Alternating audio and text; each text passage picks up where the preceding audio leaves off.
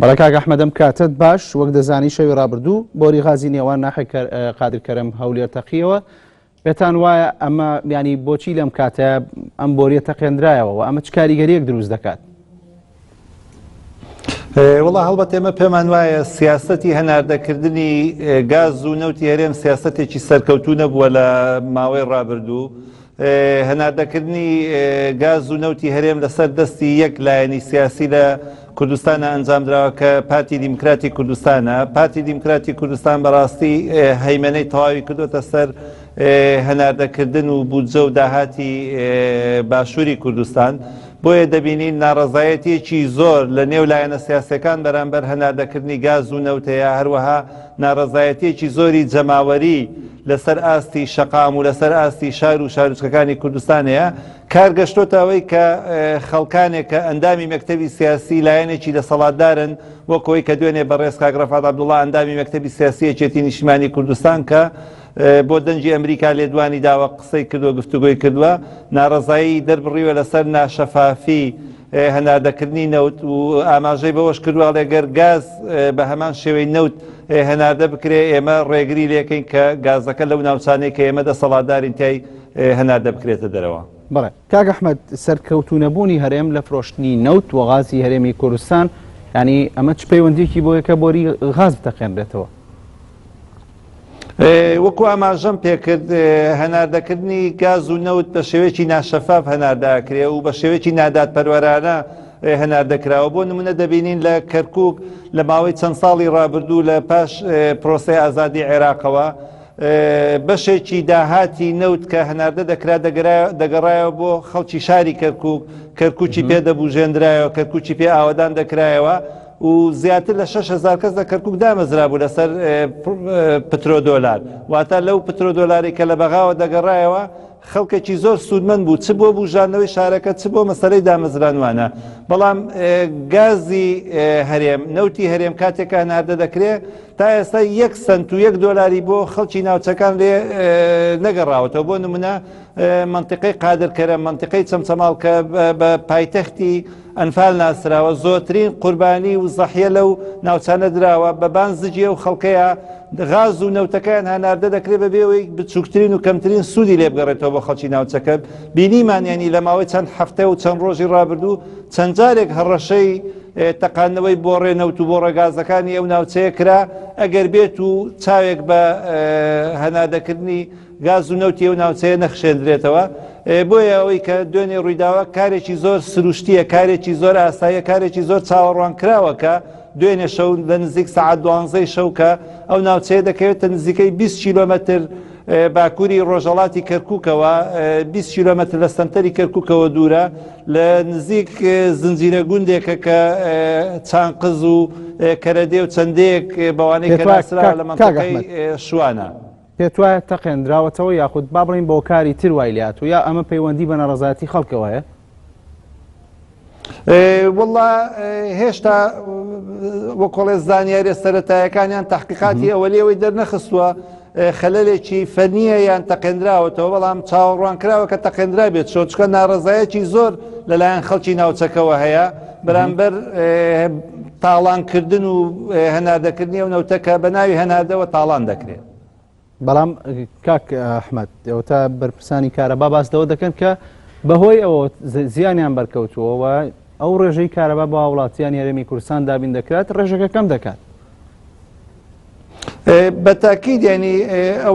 ئەوەی کە ڕوودەدا دەگەڕێتەوە بۆ خراپ مامەڵەکردنی حکوومەتی هەرێم، خراپ مامەڵەکردنی وزارەتی سامانە سروشتەکان لەگەڵ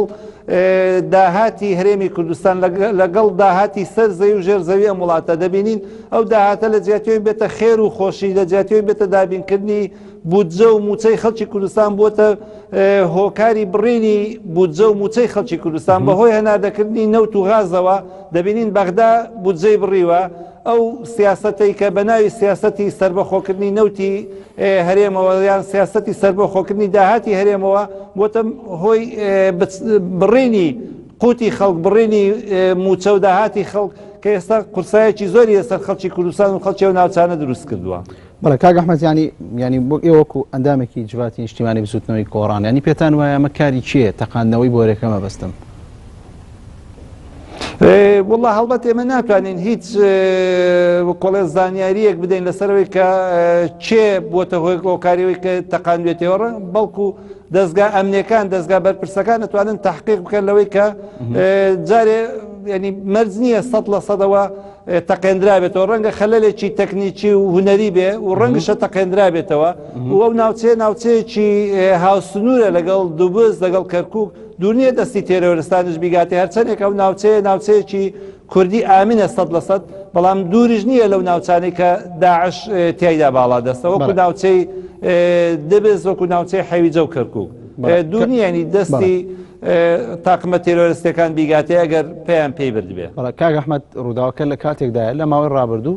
هەڵسوڕاوێکی ئێوە بزوتنەوەی گۆڕان هەڕەشەی ئەوەی کردبوو کە ئەگەر سەرۆت و سامانێ و ناوچەیە بۆ هاوڵاتیانی ناوچەکە نەبێتەوە ڕێگری لەوە دەکەن، ینی ئەمە هیچ پەیوەندیکی بەو قسانی هەڵسوڕاوەکەیەوە هەیە؟ هەڵبەت ئەو برادرەی کە هەڵسوڕاوێکی دیاری ئێمەیە لە منتقەی چەمچەماڵ بە ناوی گۆڕانەوە و کە ئەو لێدوان و قسانەی نەکرد وەکو هاوڵاتیەک وەکو خەڵکێکی ئەو ناوچەیەکە ئەو بۆ ڕێغازانە بەناو بە تاکید بەرپرسایەتی حزبێ بەڵام بە ناوی لایەنێکی سیاسیەوە نەیکردووە بە ناوی گۆڕانەوە نەیکردووە بەڵکو بۆ ڕێنەوتانە بە ناو عەرزەکانی ئەوانە تێدەپەڕێ ئەوان حەقی خۆیانە کە داوای ئەوە بکەن کە ئەو بۆڕیانە کاتێ بە ناو عەرزی ئەوانە کاتێ بە ناوچەیەوانە تێپەڕ دەبێ خەڵکی ناوچەکەەوە ئەوانش وەکو خەڵکی و ناوچەیە لێی مستەفید بن لە کاتێکە هیچ کەسێک لە خەڵکی و ناوچەیە و ئەوانەی کە خاوەنی ئەو ناوچەیەن مستەفید نین لێی. ئەوە ئێستا لە عێراقا بووەتە مەسەلەیەکی دەستوری و یاسایی مەسەلەی پترۆ دۆلار ئەین لە هەر شوێنێک غاز و نەوت دەربهێندرێ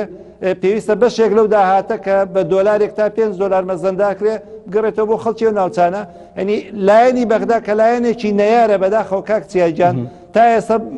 دژایەتێکی زۆری خەڵکی کەرکووک و ناوچە دابڕاوەکانی کردووە بەڵام لە بەرامبەر سەلماندنی حەق لە بەرامبەر سەلماندنی مافیا یاسایی لایەنی دەوڵەتی عێراقی بۆ نمونە مادەی 140 مادەیەکی دەستوری بوو دەستی بەدەستیان پێکە نایانێت جێبەجێ بکرێ بەڵام ئەو حەق و مافیان سەلمان کە دەستوری یاسا دابووی بە خەڵکی کەرکووک و خەڵکی ناوچەکە پترۆدۆلاریان نەگەڕانەوە بۆ خەڵکی کەرکووک و خەڵکی ناوچەکە بەڵام حکوومەتی هەرێم کە حکوومەتێکی خۆماڵیە حکوومەتێکی کوردیە تا ئێستا چەمچەماڵ کە وەکو باسم کرد پایتەختی ئەنفالە پایتەختی قوربانەکانە تا ئێستا حکوومەتی هەرێم نە ئاوڕی لێداتەوە نە لەو داهاتی کە داهاتی خۆیەتی بەشێکی بۆ خەڵکەکە یێژێڕێتەوە بۆیە دەبینین کاردانەوەی ئەوەی لێکەوێتەوە خەڵک هەڕەشە دەکا هەڕەشەکان گاتە ئەوەی ڕەنگە بێتە هۆی ئەوەی ڕاگرتنی هەناردەکردنی گاز و نەوت کە لەو ناوچەیەوە هەناردە دەکرێت وەکوەوەی ئاماژەشم پێکردیانی هەر لە خەڵکە قەتیز نەبووە نەوەستاوەتەوە بەڵکو وەکوەوەی کە ئاماژەم پێکردوێنە کاگرافاتەوە بڵاکە ئەندامی مەکتەبی سیاسی حزبێکی دەسەڵاتدار ئاڵێ ئەگەر بەو شێوەی ڕۆشتووە بڕوات ئێمە ڕێگریەکەین لە هەناردەکردنی و غازە لە داهاتوودا. بەڵێ کاک ئەحمەد تۆ خۆت باست کرد کە تاوەکو ئێسش هێزە ئەمنیەکان باس دەوەکە نازانێت کە ئایا تەقەندراوەتەوە یاخود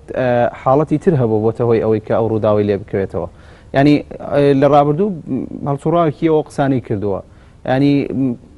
گومان لەوە ناکەن کە ئەمە کاریگەری لەسەر پەیوەندەکانی ئێوە لەسەر تۆمەتبارکردنی بزوتنەوەی گۆڕان لەلایەن لایەنەکانی ترەوە لەلایەن حکوومەتی هەرێمەوە لی بکەوێتەوە شتێکی لەو بابەتە؟ من وەکو ئاماژەم پێکرد تەنها هەڵسوڕاوێکی ئێمە نەبووە قسەی کردو دوێنێ کاگرافات عەبدوڵڵا ئەندامی مەکتەبی سیاسیە هەمانە و قسەی و برادرەی ئێمەی کردووە پێشتر دەیان خەڵکی تر کە لە ناوچەی چەمچەماڵ و ناوچەی قادرکەرەمن هەمانە و لێدوان و قسانەیان کردووە کە پێویستە بەشێک لە داهاتی غاز و نەوت کە لەو ناوچەیە نارداکرێ بگەڕێتەوە بۆ خەڵکی کوردستان ئەگەر نا ڕێگەی مەدەنیانە ئەگرنە بەر ڕێگە لە هەناردەکردنی ئەو غاز و نەوتە بگرن کە لێوە هەناردا ئەکرێ ینی ئەوانە تا ئێستا لە سنووری فشار و قسەیە بوو ینی بە کردار کەس ڕێگری لە هەناردەکردن نەکردویان نەگەیشتۆتەوەی بیتەقێنەوە ئەمە لەلایەک لەلایەکی تر ئەو حاڵەتەی کە دوێنێ شەو لە سنووری کەرکووک ڕوویداوە زۆر دوورە لە چەمچەماڵەوە ینی بە دەیان کیلۆمەتر لە چەمچەماڵەوە دوورە بۆیە بە هیچ شێوەیە ناچێتەوە سەرەوەی کە ئەو برادرانی کە لە سنووری ناحیق قادرکەرەم و چەمچەماڵ پێشتر ئەگەر هەڕەشەیان کردبیان فشارێکیان دروست کردبێ. بەڵێ کاک ئەحمەد بۆ حکمی کە تۆ خەڵکی ناوچەکەیت مەوقعی ئەو شوێنی کە بۆری غازەکەی لێ تەقیوەتەوە ینی مەوقع جوگرافیەکەی ئەڵێم ینی ئاسانە خەڵک دەستی بگاتە و شوێنە بە ئاسانی بۆریەک بتەقێنێتەوە؟ زۆر زۆر ئاسانە بە تاکید من وەکو باسم کرد بە تەحدید دەکەوێتە نزیک گوندی کەرەدێ گوندی دووبزلی 20 کیلۆمەتر دەکاتە باکووری ڕۆژهەڵاتی کەرکووکەوە بۆ خۆتان دەزان کەرکووک شارێکی گەورەیە شارێکی 1 ملیۆنیە و هاوسنوورە لەگەڵ حەویجە و دووبزە و ناوچانەی کە لە سەنگەری ڕوبەڕووبوونەوەمان هەیە لەگەڵ گروپە تیرۆریستەکان لە ناو کەرکووک شانەی نووسوی گروپە تیرۆریستەکان هەیە ئەو ناوچەیەش ناوچەیەکە لەژێر چاودێری و حراست و حیمایەدا نییە دوێنێ کە تەقێنراوەتەوە ئەمڕۆ هێزە ئەمنیەکان لە هەولێرە و گەشتونەتاوێ و هێزە ئەمنیەکانیشمان هێزی پیشەی و نیشتیمانی نین کە بە شێوەیەکی پیشەیانە بتوانن چاودێری کارێکی لەو چەشنە بکەن هەر بۆ نمونە ئەمڕۆ برایانی بەڕێز لە تیمی کەناڵی ئێنارتی کاتێک چوونەتە سەر ڕووداوەکە بۆ تەختیەکردنی و هەواڵە بە شێوەیەکی زۆر ناتەندروست و ناپیشەیانە ئەڵسکۆتیان لەگەڵ تیمی ئێنارتیدا کردووە. بەڵێ کاک ئەحمەد ینی ئەم ڕووداوانەی کە دەیبینین نیشانەن بۆچی پێویست ناکە کە ینی حکوومەتی هەرێم لایەنە سیاسیەکان زیاتر بە بەرپرسیاریانەوە مامەڵە بکەن کە دۆخەکە گەشتوتەوەی بۆری نەوت بتەقێتەوە ینی بۆری غاز بتەقێتەوە. وەڵا هەڵبەتە حکوومەتی هەرێمی کوردستان وزارەتی سامانە سروشتەکان کاتێک لە هەفتەی ڕابردوو کۆمەڵێک ئاماژەی هەڕەشە ئامێز هەبوو زەنجی مەترسیدار بوون کە خەڵکی ئەو ناوچەیە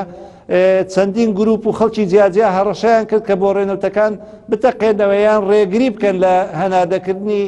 غاز و نەوتی ئەو سنوورەوەی کە بە تانکەرە ڕایە بە بۆ ڕێڕە ئەبە حکوومەتی هەرێم بە جددی ڕابوەستایە لەسەر ئەو مەسەلەیە و سەردانی ئەو ناوچەی بکدا لەگەڵ خەڵکی ئەو ناوچەیە بکەوتاتە گفتوگۆوە بەڵێنی پێیان بدایە کە داخوازەکانیان جێبەجێکا بۆی لایەنی کەم وەکو عیلاجێکی کاتی حاڵەتی وا لەو چەشنە ڕووی نەدایە کە ئێستا ڕوودەدا. بەڵام کاک ئەحمەد هەفتەی ڕابردوو ینی کۆبنەوەی زۆر کرا کۆبنەوەی حکوومەت هەبوو کۆبنەوەی بارزانی و لایەنەکان هەبوو ینی پێت وانییە باسدەوە کرابێ یا ئەم مەترسیانی کە هاوڵاتیانی ئەو ناوچەی خسویانە تا ڕوو گفتوگۆی لەسەر نەکرابێ قسەی لەسەر نەکرابێ بەداخەوە ئەنیەوەی کە لە هەرێمی کوردستان ڕووەدا نە لێپرسینەوە هەیە نە بە دوواداچوونە ئەگەر لێپرسینەوە بە دوواداچوونە وایە زۆر حاڵەت زۆر مەسەلە لەو مەسەلانە ڕووی نەدەدا کە ئێستا لە کوردستان ڕووەدا بۆ نمونەیەنی فەرمانبەرانی هەرێم مامۆستایانی هەرێم کارمەندانی تەندروستی کاتێک موچەکانیان بە 4 مانگ و 5 مانگ دوا دەکەوێ هەڕەشە دەکەن بایکۆت دەکەن مان دەگرن لە داوامکردن هیچ ئاوردانەوەیەک ناکرێ بەرامبەریان ئەوەی کە لەو ناوچێش ڕوویداوە یعنی ئەوەندەی من ئاگام لێیە تەنها جێگری سەرۆکی حکوومەت لە وزارەتی سامانە سروشتەکانەوە و چەند بەرپرسێکی تری باڵا لە حکوومەتی هەرێم تەنها بە تەلەفۆن دڵنەوایە و خەڵکەیان داوەتەوە بەڵێنی زارەکییان پێداون بەڵام بە شێوەی مەیدانی و بە شێوەیەکی عەمەلی نهاتوون دانیشتن لەگەڵ ئەو خەڵکە بکەن بەڵێنێکی نووسراویان بدەنێ یان بەڵێنێکی زارەکییان بدەنێ کە جێگەی قەناعەتی ئەوە بێکە و خەڵکە بڕاوە بەڵێنەکانیان بکات. کاک ئەحمەد لە قسەکان تا باست لەوە کرد کە ئەم ڕووداوە چاوەڕوان کراو بوو یاخود ئاسایی بوو و چاوەڕوان کراو بوو کە حاڵەتێکی وە ڕوودات مەبەستە چی بوو؟ مەبەستم لەوەیە ئەو سیاسەتی نەوتی هەرێم سیاسەتێکی زۆر نادادانەیە سیاسەتێکی زۆر ناشەفافانەیە خەڵکی هەرێمی کوردستان سوودمەند نەبووە لە هەناردەکردنی غاز و نەوتی هەرێمی کوردستان تەنها لایەنێکی سیاسی سوودمەند بووە و هەیمەنەی کردووە بەسەر هەناردەکردن و بەسەر داهاتی هەرێمی کوردستانە بۆیە خەڵکی ناڕازیە خەڵکی بایکۆتەکە خەڵکی ڕێگریەکە لە هەناردەکردنی کارگەیشتەوەی کە هەڕەشەی تەقانەوەی بۆ غاز و نەوتیەکان بکەن بۆیە لە یاساش داوا هەیە کاتێک کە تۆ هەڕەشە دەکەی ئەگەری ئەوە هەیە کە تۆ هەڕەشەکانت جێبەجێ بکەیت. بڵێ کاک ئەحمەد وەکەزانی هەرێمی کوردستان بە قەیرانێکی دارایی قورسا تێپەڕێ و شەوی ڕابردوو بۆری غازی نێوان ناحیە قادرکەرەم و هەولێر تەقێنرایەوە ینی ئەمە کێ سوودمەنە بێ لێی و قەیرانەکە لە هەرێم قوڵتر ناکاتەوە؟ وڵا بە تاکی دەمە خوێکردنە سەر برینایە ئەوە قەیرانەکان قوڵترەکاتەوە بەڵام ئەمانە هەمووی ئاماژەیە بۆی کە دەسەڵات بە ئاگا بێتەوە بەڵام دەسەڵاتی هەرێمی کوردستان دەسەڵاتێکی زۆر بێباکە دەسەڵاتێکی زۆر بێڕەحمە خۆی لە بار و گوزەران و ژیانێکی زۆر پاشایەنەدا دەژێ ئاگای لە ژیانی خەڵک نییە خەڵک لە خوارەوە لە ناوچەکان لە ئاستێکی گوزەرانی نزم و مامناوەندا دەژێن یعنی کەمترین پێداویستی و مافە سەرەتایەکانیان بۆ دابین نەکراوە کە بریتە لە ئاو و کارەبا و موچە و خزمەتگوزارە سەرەتایەکانەوەی کە لە دنیادا هەیە بەداخەوە ینی هەموو جا دەڵێن کوردستان لەسەر دەریایەک لەسەر نەوتی ڕەش و غازی سروشتی دانیشتۆ بەڵام خەڵکەکەی لە سەرەوە بێ موچەن بێ کارەبان بێ ئاون و بێنازن لە ڕووی دابینکردنی پێداویستێت تەندروستەکانەوە ئەوەش دەگەڕێتەوە بۆ ئەوەی کە سیاسەتی نەوتیمان سیاسەتی غاز و نەوتی هەرێمی کوردستان سیاسەتێکی نادادانە بووە و سیاسەتێکی ناشەفافانە بووە نەک هەموو خەڵکی کوردستان هەموو لایەنەکانیش لە سوودمەند نەبوونە هەموو لایەنەکانیش ڕازینی لەسەر سیاسەتی هێناردەکردنی غاز و نەوتی هەرێم بۆیە حکوومەتی هەرێمی کوردستان ئەگەر مراجعە و پێداچوونەوەیکی جددی نەکا لەسەر مەسەلەیەنەوە سێ مەسەلەیە ڕەنگە بە شێوەیەک لە شێوەکان لێرەوە بتەقێتەوە بارودۆخەکە ینی ئەگەر مامۆستایان نەیتەقێنەوە بۆیە خەڵکی و ناوچانە بارودۆخەکە بتەقێنەوە بۆ خۆتان دەزان لە تونس کەسێک بە ناوی ئەلبوو محەممەد کە خۆی سووتان بوو بەهۆی بەهاری عەرەبی و لە تونس شۆڕش و ڕاپەڕین بەرپاکرا حکوومەتی هەرێم پێویستە لەسەر مەسەلانە بوەستێ و بە جددی ئاوڕی لێ بداتەوە. بڵێ کاک ئەحمەد لە کۆبوونەوەی بارزانی لەگەڵ لایەنەکان لیژنەیەک پێکاتەوە کە سەردانی هەموو لایەنەکان بکەن و دواتر پرۆژێک ئامادە بکەن لەسەر کۆی قەیرانەکانی هەرێمی کوردستان ینی پێت وایە ئەگەر ئەم لایەنانە ئەم مەترسیانە ببینن یاخود ئەگەر تۆ وا باسی کرد کە درک بە مەترسیانە ناکەن و پێویست ناکە ئەم بابەتە باز بکرێت و ڕێگە چاری بەپەلە بدۆزرێتەوە. وڵا هەڵبەت ئێمە وەکو زوتنەوەی گۆڕان پێمان وایە قەیرانی جددی قەیرانی گەورە قەیرانی هەنووکەیەوەی کە ئێستا هەیە بیناقاقەی خەڵکی کوردستانی گرتووە قەیرانی موچەیە قەیرانی داراییە قەیرانی گەندەڵیە پێش هەر شتێک پێویستە چارەسەر بۆ قەیرانە بدۆزرێتەوە پێش باسکردنی هەر مەسەلە و لایەنێکی تر لە پێش هەموو مەسەلە و بابەت و لایەنەکانی ترەوە دەبێ لایەنە کوردستانیەکان لایەنە بەرپرسەکان گفتوگۆ و قسەی جددی لەسەر قەیرانی دارایی بکەنەوە ئەگەر چارەسەرێک بۆ قەیرانی موچە قەیرانی دارایی نەدۆزرێتەوە بارودۆخەکە بەم شێوێ ناتوانین بەردەوام بێ ئەگەری ڕاپەڕین و ئەگەری تاقینەوەی جەماوەری لە کوردستاندا هەیە یعنی ئەوە نەک بە بۆچوونی ئێمە بگرە لایەنە بێگانەکانیش کاتێککە دێن بۆ گفتوگۆ و سەردانی بزوتنەوەی گۆڕان و لایەنەکانی تر درکیان بە هەڕەشە و بۆنی مەترسێکی لەو چەشنە کردووە. بەڵێ کاک ئەحمەد دەمەوێت بە ڕاشکاوانە وەڵام بیتەوە بەڵام کاتیشم کەمە پاش ئەم ڕووداوانی کە لە هەرێمی کوردستان ڕوویدا ئەم قەیرانانی کات و بار و گوزەرانی خەڵک بە ئاراستەیەک ڕۆژەوە کە خۆت باست کرد ژیانی خەڵک ناخۆش بووە ینی بەشێک لە ڕخنەکان لە بزوتنەوەی گۆڕانەوە وا باسەکرێت کە بزوتنەوەی گۆڕان بەشێکە هۆکارێکە لەو قەیرانانەی کە هەیە وەڵامیەوە چییە؟ وڵا هەڵبەت پێچەوانەکەی ڕاستە ئێمە تاکەلایەنین کە بووینەتە بەشێک لە خەڵک بووینەتە بەشێک لە چارەسەر قوربانی زۆریشمان داوە لە پێناوەی کە بەرگریمان لە ماف و داخوازەکانی خەڵکی کوردستان کردووە ئێمە پێشتر پێمان وا بووە کە قەیرانی سەرەکی لە کوردستانە قەیرانی حکومڕانیە بۆیە پەنجەمان خستۆتە سەر بریندەکەوی سومانە قەیرانی حکومڕانی لە کوردستان چارەسەرکەین کە بریتە لە یاسای سەرۆکایەتی هەرێم نەبوونی دەستورێکی مەدەنی و دیموکراتی و هاوچەرخ بۆ هەرێمی کوردستان کاتێک کە دەستمان برد بۆ هەموارکردنەوەی یاسای سەرۆکایەتی هەرێم کاتێک دەستمان برد بۆ چاکسازی لە سیستەمی حکومڕانی کە هۆکاری سەرەکی تەواوی کێشەکانی کوردستانە تەواوی قەیرانەکانی کوردستانە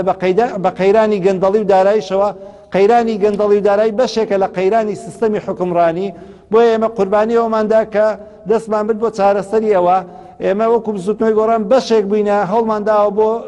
چارەسەرکردنی قەیرانەکان نەک ببین بەهۆی دروستکردنی قەیرانەوەی کە وای کردووە قەیرانەکان بەردەوام بێ و قەیرانەکان بە چارەسەر نەکراوی بمێنێتەوە برادرانی پارتی دیموکراتی کوردستانە کە تا ئێستا لە مەسەلەکان نایەنە خوارەوە دەستیان بە کورسی دەسەڵاتەوە گرتووە لە کاتێکە کوردستانیان پێ بەڕێوە ناچێت. بەڵێ زۆر سپاس بۆ ئەحمەد عەزیز ئەندامی جواتی نیشتیمانی بزوتنەوەی گۆڕان کە لە شاری کەرکووکەوە لەگەڵمان بووی.